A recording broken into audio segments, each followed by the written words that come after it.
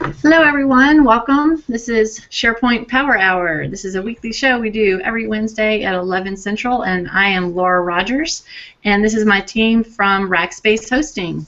Power Hour is all about SharePoint and Office 365 and things that you can do, mostly using out-of-the-box functionality. We're not developers, we're not going to be writing a ton of code, we're not going to be doing a lot of hardcore, server troubleshooting or anything like that, but we're mostly talking about things like BI and some branding, some user adoption, web parts, workflows, just all these things that are possible in SharePoint. And so we talk about every week.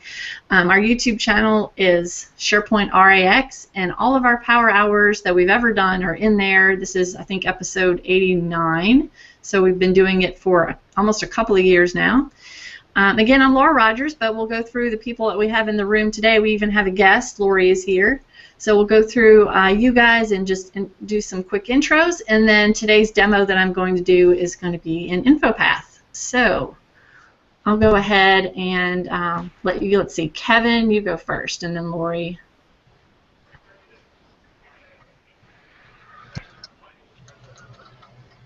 Kevin, are you muted? We can't hear you.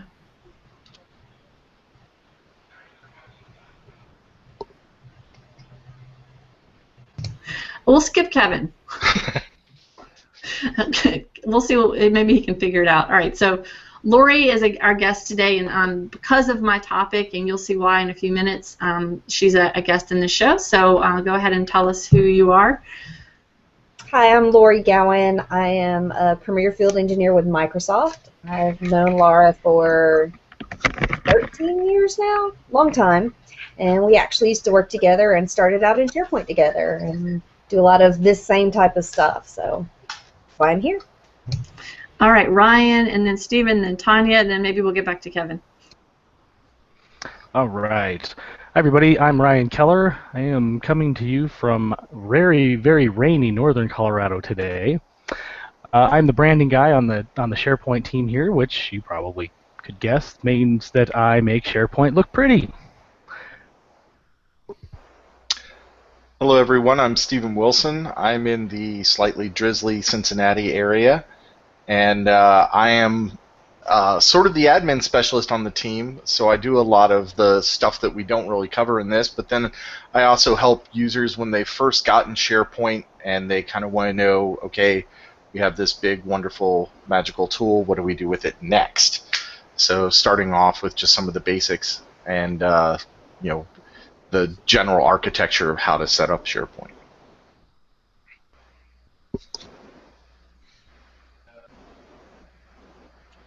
Hi everyone, I'm Tanya Kaiser. I'm actually here in San Antonio at Rackspace headquarters, and I'm the admin for our internal SharePoint farm here at Rackspace. So I actually deal every day with a lot of the stuff that we talk about on Power Hour. They just happen to be my fellow Rackers who are my customers, and again, day-to-day stuff, just handling SharePoint. Kevin, let's see, are you functional now? Hi, I'm Kevin Hughes. I hope I'm functional now. I'm here in Kansas City, which is continually rainy and stormy. Maybe I'll have internet for the entire hour. As an architect here, I have the responsibility of meeting with our customers and figuring out what they are looking to do with SharePoint, and come up with the design and implementation plans and work with the rest of our team to get it all implemented. Okay, so I'll go ahead and get started with today's topic.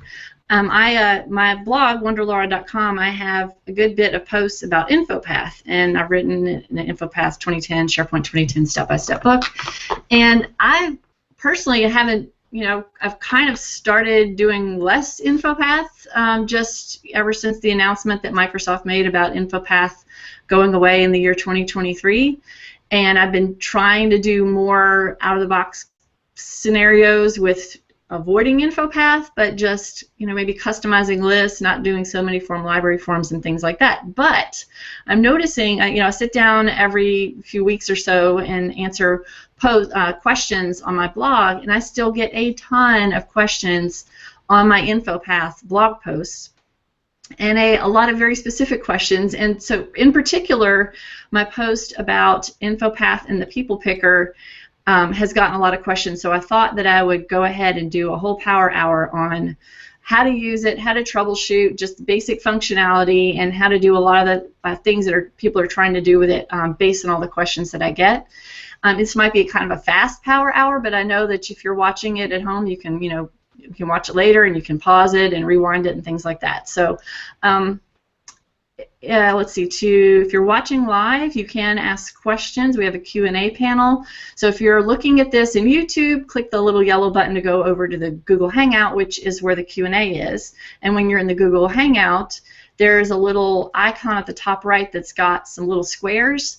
And by default, the app that you're going to see is the Showcase app, which is the little, looks like a little yellow price tag, and that's where I've shared a bunch of links. So I've got the link to my blog post about the People Picker, a link to Lori's blog post I'm going to talk about.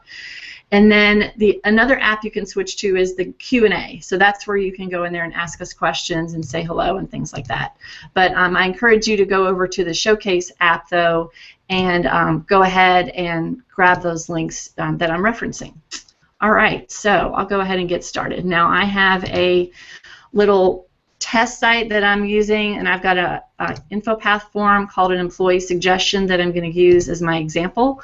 So I'll go in here and edit the form. The first thing that I'm going to do is talk about the user profile service data connection, and let me go share my screen. And I'm not showing anything, I'm not doing anything yet, but let's see. Go over to here.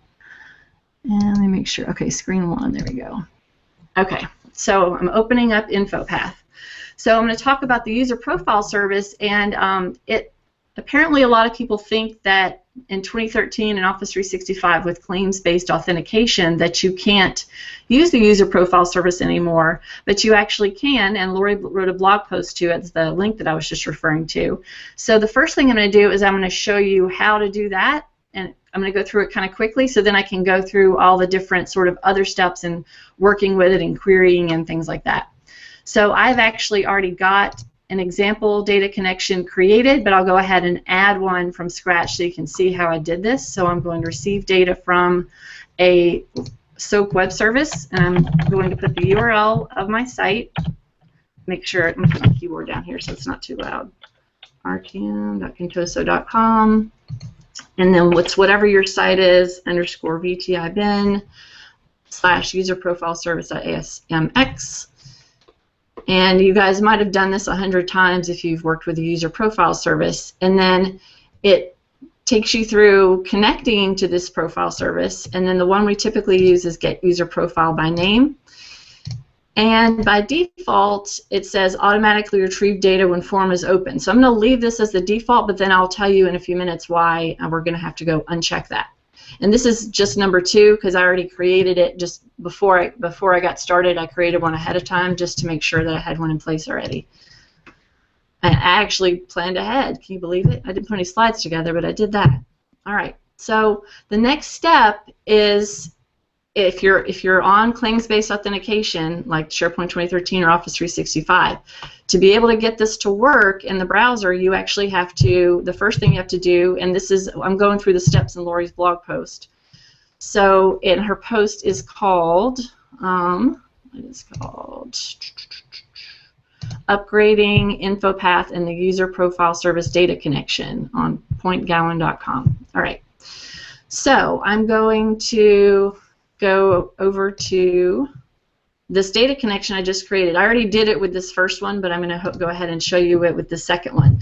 We're going to convert this to a connection file. Before you convert it to a connection file, you actually have to have a data connection library, and that has to exist in your site because you need to be able to put the URL to it. So I'm going to go ahead and go over to my, this is my home page. And what I did was I added an app, and I found the app called, it's a library type, called Data Connection Library, and I created a library. So I just called it Data. So I created this library called Data, and it didn't have anything in it. And again, this is the one that I pre-created. So I need to have the URL to this library. like this, and so now I'll show you where I'm going to use that. So I have to convert this file right here, this number 2, to a connection file, and I have to use my URL to my data connection library. You can see the syntax down here at the bottom. So I can say like user profile 2, and you have to put the .udcx. And it shows you exactly what to do right there. So I'm actually creating a file as I'm doing this, and I'm going to leave the default here. And if anybody wants to jump in, y'all just talk over me because I know I'm just talking a mile a minute. All right, so Ann says, so this is all admin stuff you're doing? No, right now I'm just in InfoPath. I'm just creating a data connection in the InfoPath client, which I'm not an admin, and you don't need to be an admin to do. It depends on your site. You might need to be an admin to be able to create the data connection library, but so far I haven't done anything admin. But there is something, if you want this to be able to work in SharePoint 2013 and Office 365, there is something that you have to either do as an admin or get an admin to do for you, and there's really no way around that. So I am going to show you what that is. But most of the stuff, Ann, that I'm going to be doing in this session is going to be in InfoPath, and it's really just business user type of stuff. Okay. All right. So now I have my data connection, and it is created a new file. So if I go back over to my library and refresh it, then you can see that I've got this second one in here, and this is the new file that I just created. All right. So the next step, and I'm going to go through. Let's see. The next step, Lori, is going to the secure store, right? Let me see. Go over to my... Did you nod your head? Okay. So, wait, I Yes, I did. There we go. Okay, so I'm going to maximize this. I am in Central Admin. Did you say yes? That's the next step? Yeah. Yes. I did all these steps right before I did this session just to kind of refresh me.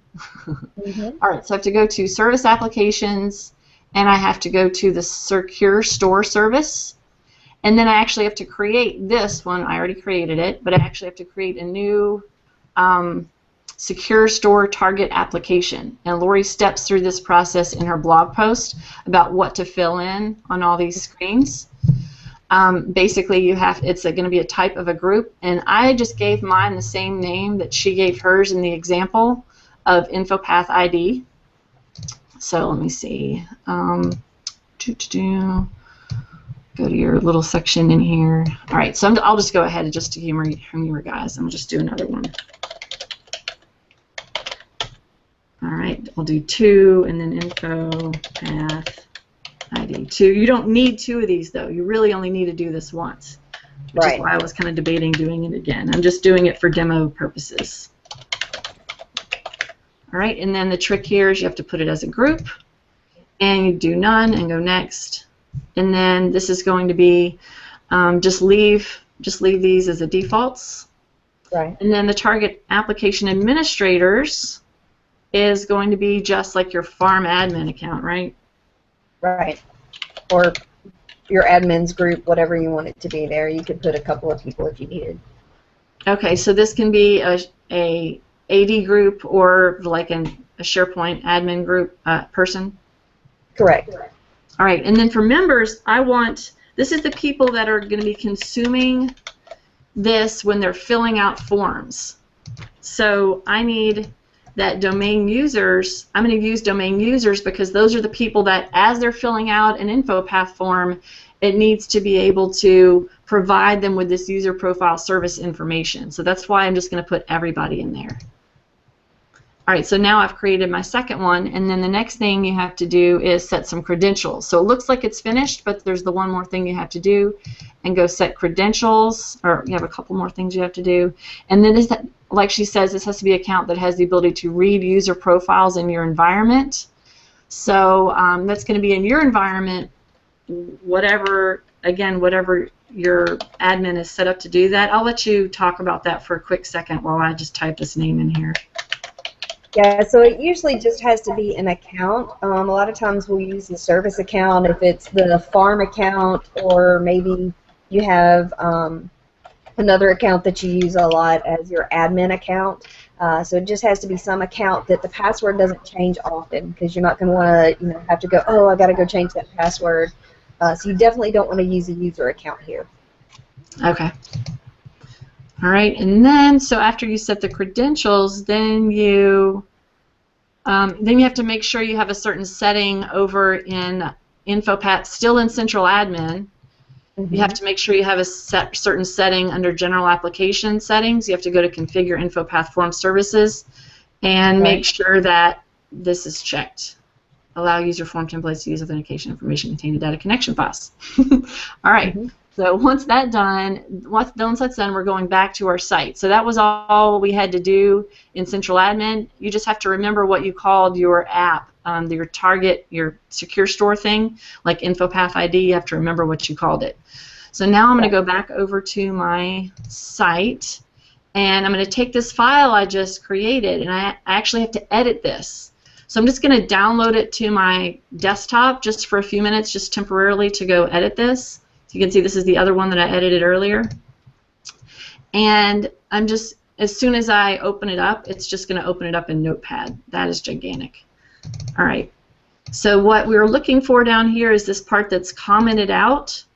So you have to take the comment out part out, and you just have to do it exactly like Lori has written in her blog post. And this app ID is where you have to put whatever you called it.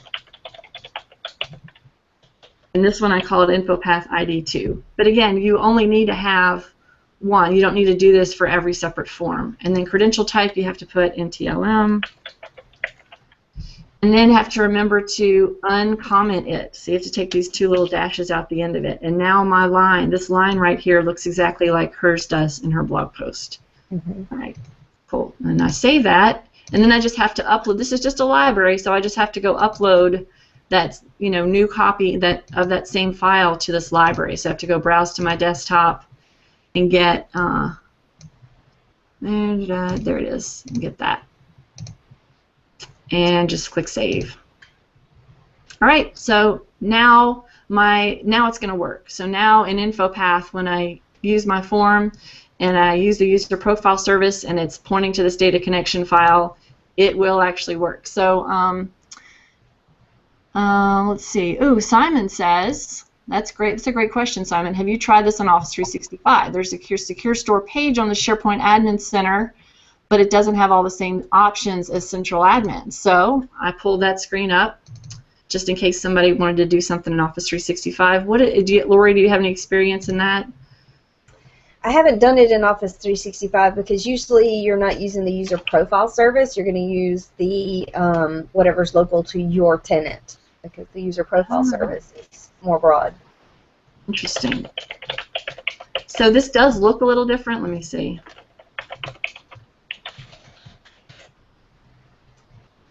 It looks different. It looks like it has the same fields. Let's see. So that's my, that's not going to be, I'll just do my, what's it called? I think it's called admin in mine. Come on. What, there I am. While she's typing, I have a question. Is this going to be any different if they use ADFS? Or do you know? Shouldn't really matter what connection you're using to sync. It's all just about the connection to the actual service itself. All users, there we go. Everyone. There, I put everyone in the members. Yeah, that's the other thing in Office 365. Instead of that domain users, you have that everyone group. You also have that in SharePoint as well, on-prem. Okay, so then I go to set credentials, and then that's where I do, this looks exactly the same. So I go admin, and the username is going to be, the syntax is going to be different in Office 365. It's going to be that weird, long, ugly syntax that I don't feel like typing right now, but that's where you're going to type your admin username and password. All right, so that's what it looks like in Office 365. So let me go back over to our InfoPath form now. So now I've got two user profile services in here. I'm actually, just to keep this simple and not get rid of the confusion, I'm just going to remove the one that I just created and just use this original one, just so I have one in here. And then what I want to show, the first thing I want to show you is how it works and what it's going to do. So I have this new data connection over here on the right. Let me see. Okay, we don't have any questions really. All right. I have a new data connection over there on the right that you'll notice that that's where the data is, and that's where I can go. That's what I'm going to be pointing to go get that information.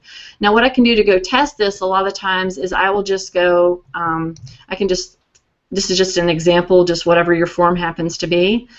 But as I'm testing this, I want to show you how it functions, because how it functions is really important to be able to answer a lot of people's questions in my blog posts, just knowing the basic functionality of what it's doing. So I'm going to take this account name field and just drag it onto my form, and I'm going to take just all these data fields that it returns. Let me hit save just in case I crash InfoPath.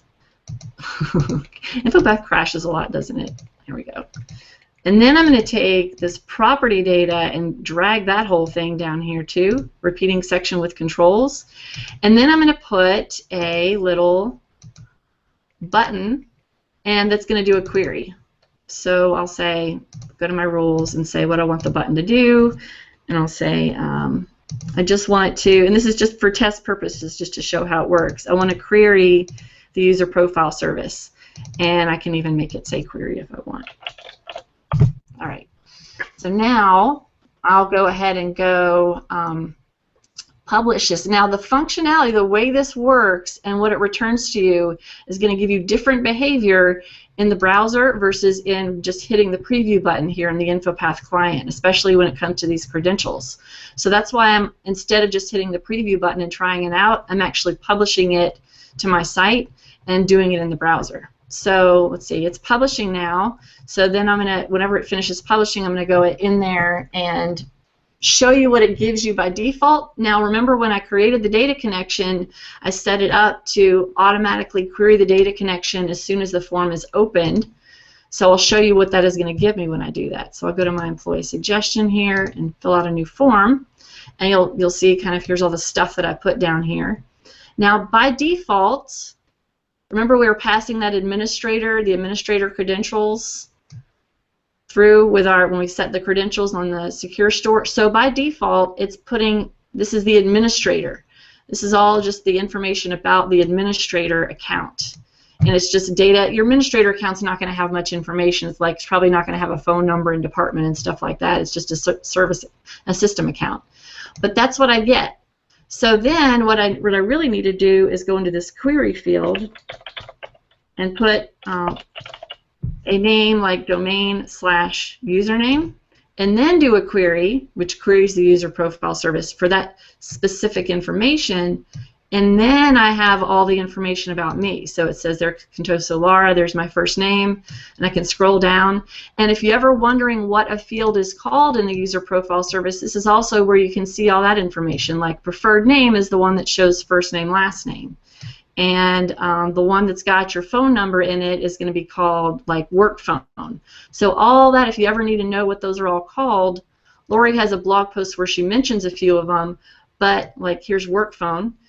But that's where you can go find those too, just by scrolling through here, just by testing it out. So I'll go do a different one.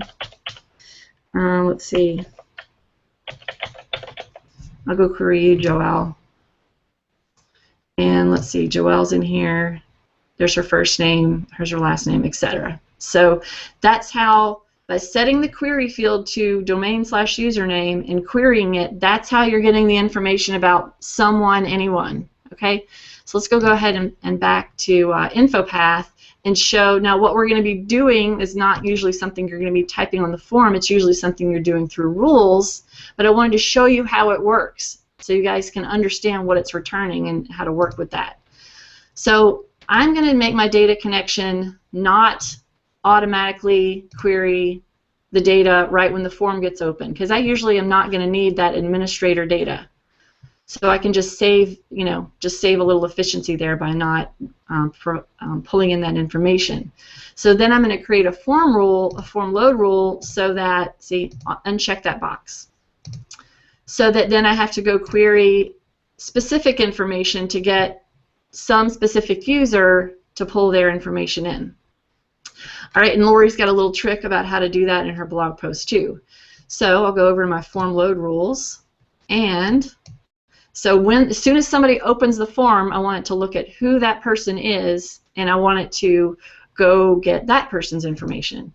So I'll just say new action, and I'll say get current user. Just call it that. And then I'll say set a field's value. So this is where I set the query field. Remember that query field, that little one that I was filling in manually on the form a minute ago? I'm setting this query field right here to be domain/username. But let's go see what this looks like. The value of that, let's go see what happens if I just use username, because it's going to be very ugly. It's not going to work correctly. And then, so I set the query field, then I query for data. And then once I do that, then I'm supposed to have all the information about that person who's opened the form. But let's go see what the syntax of that is going to look like, because with claims, that username is very ugly, right? It's got a bunch of pounds and exclamations and weird long stuff, right? All right, so I'm publishing that to SharePoint real quick. And let's go see what that data is going to look like. And I'm actually going to see it visually in this little account name box too, because it actually set this query field. It's going to set that automatically on that form load rule. All right, now, okay, see, look at that. It's got I:0 pound blah blah blah Contoso/Laura. So it didn't return. Well, it's not supposed to, but it returned. Why did it return my stuff? Is it supposed to do that? Let me do a new one. Let me just make sure. Does that make sense? Maybe they fixed it since last time we did this. That would be awesome. All right. Yeah, it actually returned it. Isn't that weird? Just actually pulled in my information. So let me see. Let me go do another one. That's good. It wouldn't before. It wouldn't before, because you had to actually do like a substring after thing to get it to only do the domain/username. That's very cool. So I'll go Ryan and do the query. Look at that, Ryan Keller. Well, thank you, Microsoft. Lori, thanks. Every time I find something wrong with like InfoPath or SharePoint, I just blame Lori because she works at Microsoft. So thank you, Lori, for fixing that. Since you work You're welcome. My pleasure. Okay, so that's one less step that we have to worry about, because now it actually does return it correctly. So whoever's just username we put in there, it's going to return that information. Now, if you're on premises, yeah, I am on premises, so yeah, that is going to work. So, but if you do find it not working, if you're on claims on a different version of SharePoint or something like that, what you need to do is, instead of setting that query field as just username, you would have to go do this function substring after, and you would say, let me delete some of this stuff, substring after, and then put username, and then say, what do you want it to be after? You really want it to be whatever's after that pipe symbol, right? So then you would be substring after username, and then like pipe symbol. Does that look correct? So that would be the value that you would set in there instead of just username. All right, so now we've got the username. So now what do we do with that? Now we have all that information about whoever that person is, and we can do something with it. So sometimes what people will do is they'll make it just pre-populate some fields. So I'll step through how to do that, and then I'll show you how to, if you're dealing with a people picker or if you want to change the person later. So again, this is going to be kind of fast because this is a lot. All right, so how do you, when someone first opens up a form to fill it out, how do you make it just automatically put all their information in these fields? So I'm going to say, now right now this is just every time somebody opens a form, it gets the current user. So what I want it to do is, I'll just say a new form maybe is going to be one that has an empty name field. So I'll just say if the name field is empty, then give it a, make it populate all these name, department, and phone number. So I'll do a new form load rule. So a new form, and the condition is going to be name is blank. So if name is blank, set all these values. So set a field's value, And I'm going to do the exact same thing on all three of these fields, department. And Clayton Cobb has actually written a whole bunch of blog posts about all these little clicks I'm about to do. So I'm not going to go I'm going to go kind of fast through these. But his blog is actually, I just had it pulled up, ClaytonCobb is where you can find him. And he's written a ton. That's where Lori's posts that she's written. And anyway, I'm not going to waste too much time going into kind of all these clicks. All right, so I'm going to set the department field to be whatever the person's department is who I've already queried. So I'm going to say I want the value of the field where the name of the property is equal to department. And how did I know that it's called department? When I was looking at all those lists of fields like work phone and all that, that's how I know the exact syntax of all those. So I set the field department to the value of department, then I'm going to go set a field's value phone to go over user profile service. You can tell I've done this about 800 times. It's so many clicks. Where the value of the property, where the property is equal to work phone. A lot of you were asking about, doing this on new forms, asking on my blog about doing this on new forms versus doing this on a form later. Well, see, I'm using a rule to do this. Name is blank. So you just have to figure out what the logic is in your particular form to know what your logic needs to be to go fill something else out later. So I'm going to go set my field name, and I like preferred name because that's my first name, last name. Let's see. Can you give a URL to Lori's blog after this is over? And that is in the Showcase app. But Lori, you can just shout out what the URL is if you want. Where the name? Point Gowan. Point, and then my last name .com/see the point. If you type it really fast, it looks like see the point. See the point. The point. Sometimes it does leave receiving, so it works. But yeah, and there's a link and to Lori's blog on my blog too. I've got in my all site content, I've got a list of friends in there, and hers is in there too. She's also on Twitter, Lori Gowan, Gowin, and your link to your blog is in there too. And the name of the post, I had trouble finding it, Lori, by the way, is Upgrading InfoPath and the User Profile Service Data Connection. Maybe Lori will put that in the InfoPath category for us to make it easier to find. I need to do that. Oh, you couldn't see me stick my tongue out just now. Okay. All right. So let me go edit that right now. Okay, since I'm nagging you. All right, so I published my form, and I'm going to go back, and I'll do a new form. Look at that. Is that amazing or what? Woohoo, golf clap. Look, it says name Laura Rogers, Department IT phone. Just immediately did that when I opened the form. Now, of course, I can get rid of all this stuff at the bottom. I was just using that for testing. Sometimes I'll just create a whole other view in the form just to dump a bunch of stuff on it like that.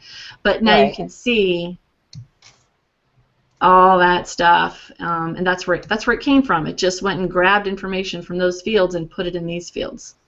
So that's how I can do that. Now I'm going to show you how to do a people picker, and then how to default that, and then how to be able to change the person and have it automatically change all those other fields when you change the person in the people picker.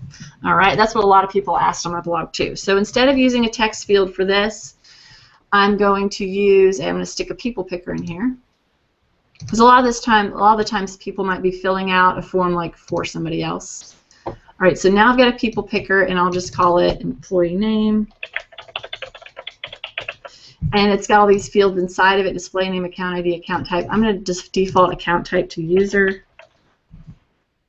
And I can do settings in here, like I want to just maybe make sure that it's people only. I can do that, so they can't pick groups or multiple people or whatever. Okay, so instead of my form load rule that fills in all these fields, I'm going to fill in the people picker, and then the people picker is going to let me pick somebody else or use whoever's in it by default. So what I'm going to do is I'm going to use, and now what you can't do is you can't do rules on these fields inside the people picker. So that's what throws a lot of people off.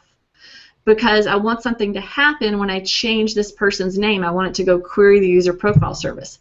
Since I can't do any rules on these fields, my workaround is to have an extra field and use that field to create the rules. So watch this. I'm going to take just some other extra field and I'm going to default it to the value that's in here as their account ID. So it's domain/username. So now when somebody changes something in the people picker, this is going to change every time they do that. So you could just create like some other extra field behind the scenes. It doesn't matter, and I can, you know, whatever extra text field you have, but just make it default to account ID. So that's the one I'm going to use to trigger the rules. On form load rule, on form load, I'm going to fill in the people picker only, and then the people picker getting set is what's going to query and get all that other information. Okay, so now instead of filling in all these fields on form load, I'm going to take this rule. Maybe it'll just let me copy it and paste it over to this. Oh, yeah, that was a good shortcut. Okay, so I'm not going to make this a fill in all those fields on form load anymore. Got to talk faster, man. All right. Delete, delete, delete. I'm going to, if name is blank, I'm going to set a field's value, and instead of setting department and phone, etc., I'm going to set the people picker. So I'll just say set a field's value, display name to, and that's going to be that preferred name, the first name, last name. And this is what I walked through in my blog post that I was pointing you to, where the name of the property is equal to preferred name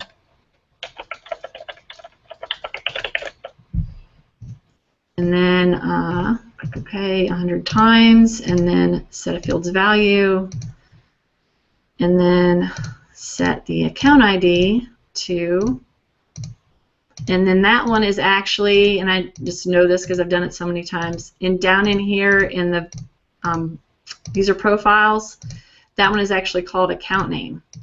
Name is equal to account name. And that's domain/username that the people picker needs.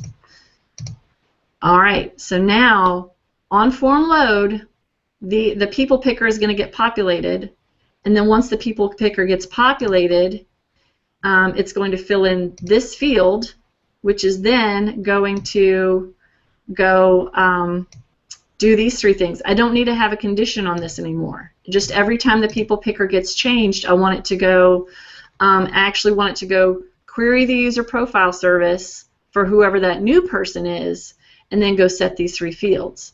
So let me go back to my form load rule here.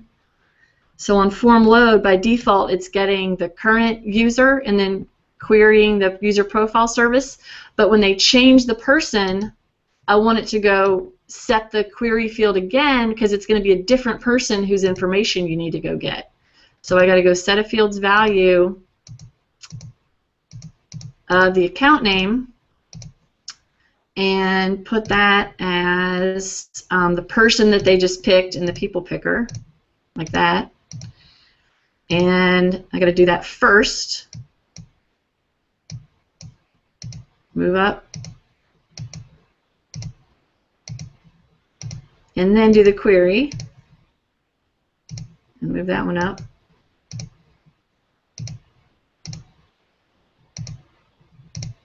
So set the field's value to the new person's name when they change it, and query, and then set those three other fields. So let's try that.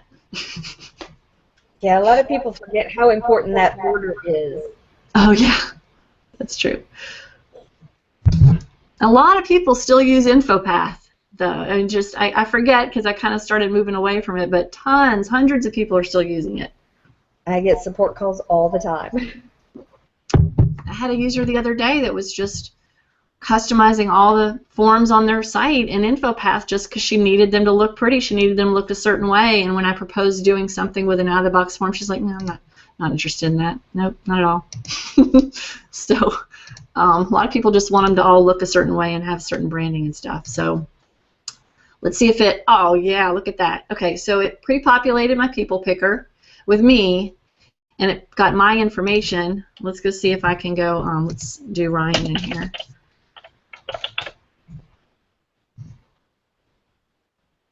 Look at that. So Ryan is in accounting, and there's his phone number. And see, behind the scenes, you can see what it did. It set that query field and pulled in all Ryan's information, and then set those fields with Ryan's information. Pretty neat. Okay, so another thing that, so that's how you can go change a people picker and have it re-query the user profile service. Now, you just have to remember what data you're currently storing in the user profile service, because if you have like one field that you want it to go put, you know, some people field doing one thing at the same time as some other people field is doing something else, like a manager field or something, you can't have them both using the same data connection and trying to do different things, because I've seen conflicts happen then. So what you would do in that situation would be, thanks Anne, she says applause, would be to just create two different user profile service data connections and then be querying those different ones to be able to accomplish different things. So you're not stuck with just one. All right, so the next common thing that I see people doing is needing to get information about, like they'll have a SharePoint list of people, like you'll have maybe a form that needs to go through an approval process. So depending on what department the person is in, you'll need to have like the VP from that department needs to be the next person approving it. So I'll show you now how to go use a SharePoint list in the next 20 minutes to go have a list of people in there and be able to go query that and be able to use that information, and then maybe even query the user profile file service again using that. So let's go over to not that site, but my here, and I'll go create a new list, and I'll call it, so I don't already have one, approvers. Okay, I'll call one approvers. No, I'll call it VPs. No, I'll just call it approvers. I don't know why I'm being weird. All right. You might have things other than VPs. You might have like the department, what's ambassador is one that I've seen used before. So now I can say, oops, before I start creating items, my fields are going to be VP, person, and then ambassador. And another person. And you can have different roles. So maybe each department or division or something like that that you have has different roles.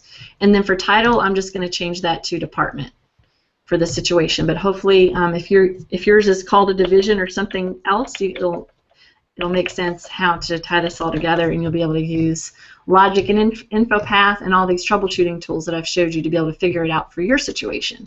You can see what I'm trying to do here. I'm trying to get less people asking questions on my blog. That's the goal. That was always my goal. Even as when I was first learning SharePoint, I was a SharePoint site administrator. I would write up as many things as I could and do as many videos as I could so people could just go do it themselves. Let's see. I'll make Stephen, are you in there? No. Let's see. I'll make me the VP of IT. No.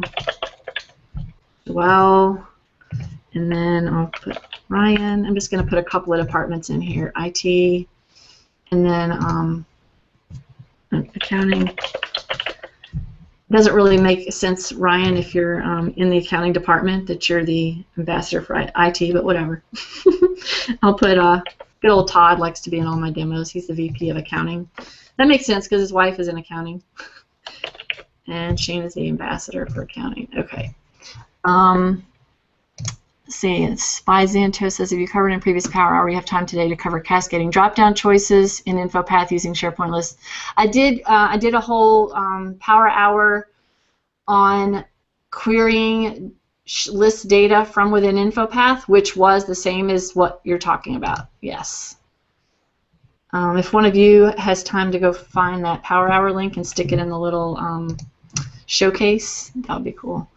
All right, so I've got a list. Now, I need the syntax of the names of my departments in here to match the syntax of what the actual department names are in AD, so that's a whole other ball of wax, but they're going to have to match for me to be able to do this. So As soon as the department field gets filled in, I want to go get that row of that department from that list. So I got to add a data connection of my SharePoint list that I just created. So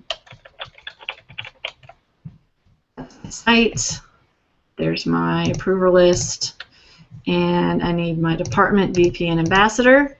And I'm not going to sort them, doesn't really matter. And then I don't need to automatically retrieve all that data. I do not need the whole list when the form is opened. That's usually the default that I try to stick with, and only query lists when I absolutely need them, or if I need them for a drop-down box or something. All right, so now when the department field gets populated, it's going to go query that approver list for that department behind the scenes. So as soon as it gets changed, it's going to go set a field's value, and this is some of that stuff that you're talking about by Xantos with the whole querying SharePoint lists. So I'll go over to my approver list, and I'll query my department field with the value that is in this department field that just got filled out in my form. And then, so I set the query field, and now I'm going to go do the query, because right now nothing from the approver list has been returned yet. So let me show you what this is going to look like, and I'm going to get rid of some of this stuff that I dragged on the bottom of my form, and I want to show you what this data, and don't be shy to go drag all this stuff onto your form just for testing so you can see what the heck it's doing. So I'm going to just drag this whole SharePoint list onto my form here so I can see what it's doing. All right, so now I'm just previewing this instead of publishing it. And go. Oh, it's going to get it's getting my information, it's getting all my data connections. Yeah, some rules were not applied, that's fine. All right, so what I really want to do is see what happens when a department gets populated. And I think that is case sensitive. So look, see, it returns that one row.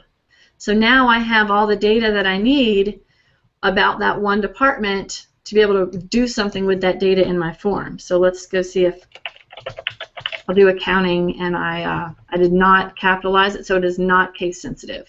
So it then returned me the accounting data from that one row. Okay, so you can have all the information about that department you need to use in your form. So now maybe I have I have the VP information that I can get and things like that. So let me show you a couple of additional things that you might want to do in here. You might want to create some extra fields to be able to store some of this information. So I might want to add a field called manager, and I might want to add, this is that person's manager, and then I might want to add a field called VP, and then I'll just do like VP name, and I might want to have another one that's like the VP login name, because maybe I want to query the user profile service and get more information about them, then I would need to have their domain/username. So I can store all that in the form, so I don't have to, like, if I just get it once, I don't have to keep querying it over and over. I can just store it in fields if I think that data is going to stay the same. So what if I want to add manager? A manager is also a common one to be able to take forms and have them go through a process with like the person's manager being involved. So remember, I was setting I'm going to do the manager thing, and then I'm going to do the VP thing. So a setting, department, phone, preferred name, I'll go set a field's value manager, and that actually comes from the user profile. So manager comes from the user profile, but the VP does not come from the user profile. It's going to come from my special list I created. But technically, I could go query somebody's manager and then go query that manager's manager and just keep querying managers over and over. So, all right, until I got to the VP. All right, so this one is actually just called manager. Name of the property is equal to manager.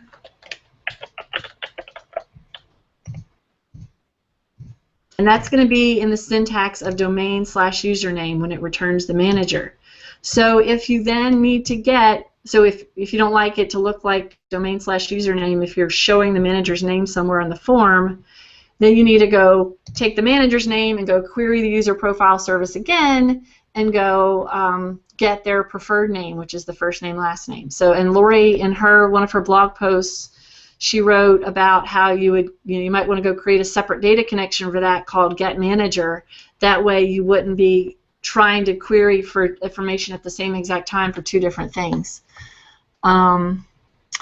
See, someone called SharePoint Dev says user logins at their company changed a few months ago from names to employee numbers, like instead of Contoso/jsmith to Contoso/12345. So therefore, it no longer resolves in the people picker. Is there a way to make it resolve to that again? Ooh, that's going to be like a Stephen, Kevin, Lori question.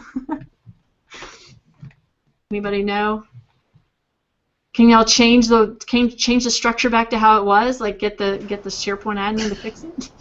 Well, for that, you'd likely need to recreate the user profile store service application, because I'm not even sure a full crawl or a full update would actually delete all the old ones and input the new ones in the new format. And even if you recreated the user profile service to accommodate a complete brand new import, it would not change any of the, as I call it, whodunit data that had been applied to any existing documents, sites, or so forth. So you'll always see the created by and modified by of the old users. Interesting. Yeah, that sounds like a mess. Yeah, the only way to actually get it to change any of that would be doing like a migrate user. You'd have to migrate the old to the new username and send those commands in so that it would know any historical data that was under whatever name is now under the new employee ID, so that it would match to the right profile. Yeah, and that could be done with PowerShell, but it's not for the faint of heart. No, it's not. Oh, good grief. Y'all sound like y'all had to do that before. I am so glad I haven't. All right, so let me show you this one more thing with the VP name. So now as soon as the department gets filled in, I have it querying to go get that one row from that approver list. So now, SharePoint Dev says thanks, by the way.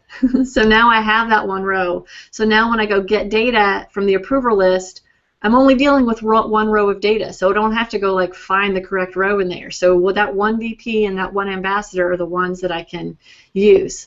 So once department gets populated and it queries the approver list, then I'm going to go set a field's value. I'm going to go set the field VP name to that VP's name out of that approver list, the data itself. So that's the display name is the first name, last name. All right, then if I need the VP login, because maybe if I need to go set, go query the user profile service for all their information or their phone number or something, then I'll go ahead and just show you how to go grab that too. So I'll go set a field's value, and I'll get, say, VP login, and set that one to, go over to the approver list, and get the VP's account ID, and that's the domain/username. All right, so now I have all this fun stuff going on with, now I know the person's manager, now I know their VP name and the VP login, and now I can do a lot of automated stuff with approvals if I want to. I'll go ahead and publish this and show you guys what that looks like. We've got like 8 minutes left, and you guys be typing questions because I'm just about, or Lori and them, or you guys think of questions or things that I didn't cover that are very common too. All right, I'll say I'm going to add a new row in here, and I'll just say manager, and then VP, and then I don't want them to be able to edit that. So one way you can do that if you don't want them to be able to edit is just check the read-only box. Sometimes what I'll do is I'll just change it to be a calculated value. That way, even if it's like a big box that's got a whole bunch of text in it, it will expand if there's a lot of information in it. Anyway, so I'll publish that. Probably since I just posted this about this power on my blog this morning, probably all the people that have the questions are going to read it later, and then I'll have all the questions. But hopefully, just all these principles that I'm showing with how to query the user profile service, what the data actually looks like back there, how to just understand how the querying works, and then understanding how the fields work when you're setting them. Hopefully just those concepts will be able to cover all the different scenarios you might have. All right, now look at that. I go to fill out a new form. It knows who I am. It fills in my manager, like I said, domain/username. My manager is my husband, apparently. And the VP is Joelle. I got it from that SharePoint list. Lori's cracking up. And then I'll go put Ryan in here because I know he's in accounting. And so now it says his manager is somebody named Hunter, and the VP of accounting is Todd. So you can see it changes as I change the people. And then, of course, you can make these fields read-only, too, if you wanted to, if you don't want people to have to be able to modify those. Any last questions?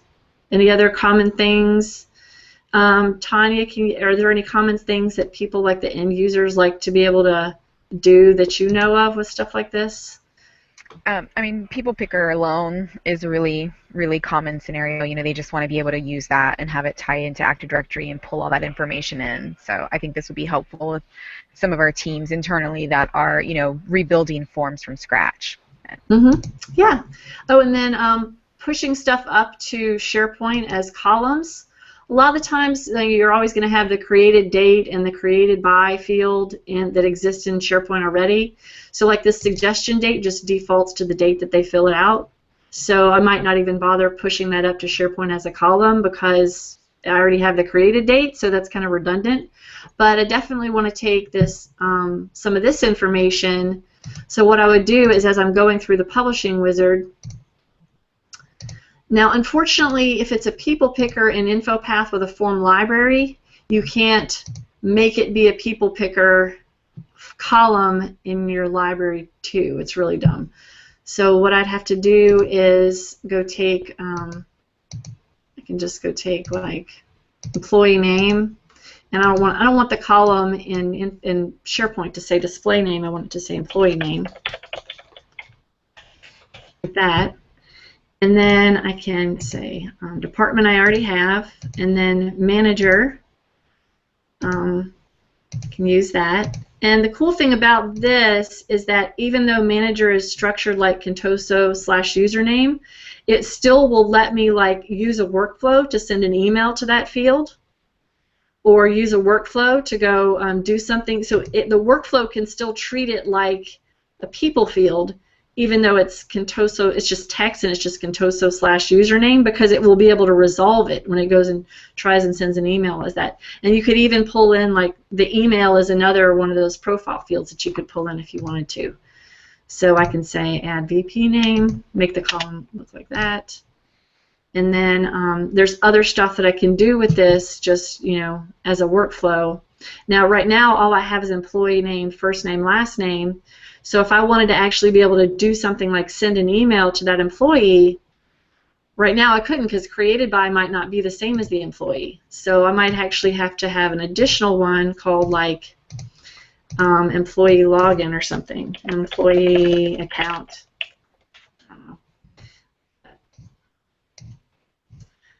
And then I can go publish that, and I'll fill one out and go ahead and submit it and see what that looks like, and then we'll be done. One of the biggest questions that I get a lot of times is, how do you handle if you need to do multiple queries on multiple people throughout the form and not have it reset data in other areas? So that's probably one of the biggest ones that I get a lot. And then there's troubleshooting stuff, and I always tend to recommend still Fiddler for troubleshooting, because it's going to show your connections and all of that as well. Oh, nice. And then you can backtrack through and see if there's maybe a URL issue. A lot of times I have an issue with it when they're doing SSL termination at like a load balancer or something like that. So that's usually what I still use, though, is Fiddler for a lot of the troubleshooting. Once you know, if you know that your connections are good and you're still having issues, you can still pull out Fiddler, because it's going to show you the URLs it's actually hitting and transmitting, and then you can see what's happening on the backside as well. Oh, nice. Good to know.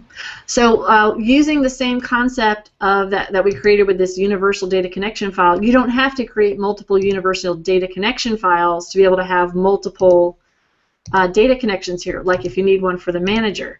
So let me see if I've already got my site in here. No. Oh, man. It's trying to resolve some URL of some site that doesn't exist anymore. Oh, goodness. Now I can't make it stop. So what I was going to say is, you, instead of saying create a new data connection, you would do the search for an existing data connection, and you would go point it to, see, it's trying to, there we go. Let me just do a new one. Let's see.